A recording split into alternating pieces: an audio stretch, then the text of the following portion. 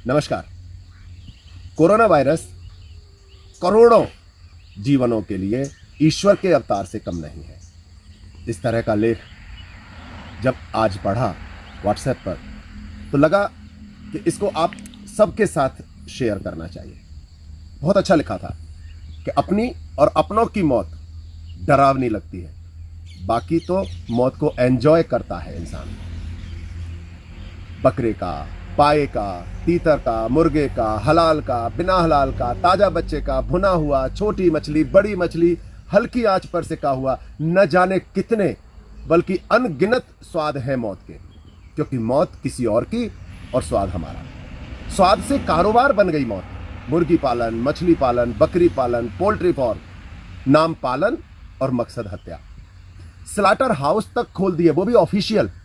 गली गली में खुले नॉन वेज रेस्टोरेंट। मौत का कारोबार नहीं तो और क्या है।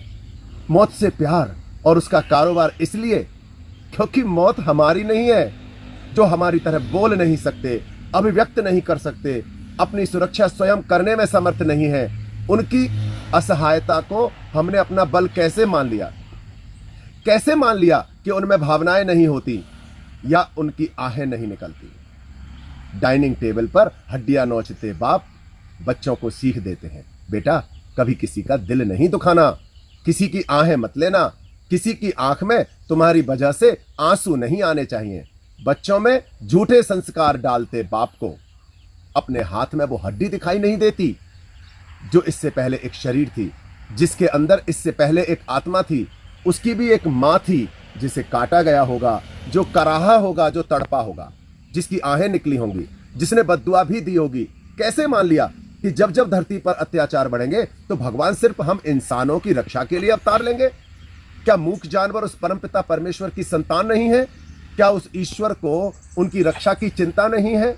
आज कोरोना वायरस उन जानवरों के लिए ईश्वर के अवतार से कम नहीं। जब से इस वायरस का कहर बरपा है, जानवर स्वच्छंद घूम रहे हैं, पक्षी चहचहा रहे हैं। उन्हें पहली बार इस धरती पर अपना भी कुछ अधिकार सा नजर आया है।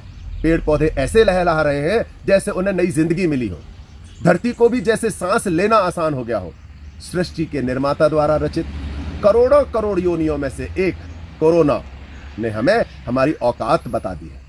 घर में घुस के मारा है और मार रहा है, और उसका हम सब कुछ नहीं बिगाड़ सकते। अब घंटियां बजा रहे हैं, इबादत कर रहे हैं, प्रेयर कर रहे हैं और भीख मांग रहे हैं उससे कि वो हमें बचा ले। धर्म की आड़ में उस परमपिता परमेश्वर के नाम पर अपने स्वाद के लिए निरीह प्राणियों की बलि चढ़ाते हैं। कभी सोचा क्या ईश्वर का स्वाद होता है? क्या है उनका भोजन? किसे ठग रहे हो? भगवान को, अल्लाह को, जीसस को या खुद को?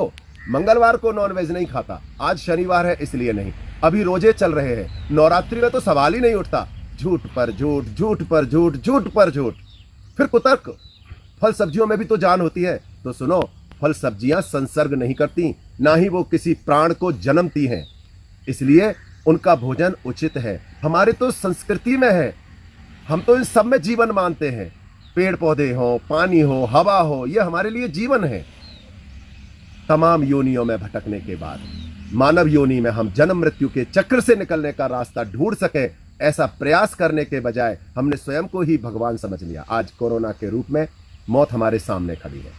हम ही कहते थे ना कि हम जो प्रकृति को देंगे वही प्रकृति हमें लौटाएगी। मौतें दी है हमने प्रकृति को, तो मौतें ही लौट रही हैं। बढ़ो, आलिंगन करो मौत को। यह संकेत है ईश्वर का। प्रकृति के साथ रहो, प्रकृति के होकर रहो, वरना ईश्वर अपनी ही बनाई कई योनियों को धरती से हमेशा के लिए विलुप्त कर चुके हैं, और आगे भी ऐसा करने में उन्हें एक क्षण नहीं लगेगा।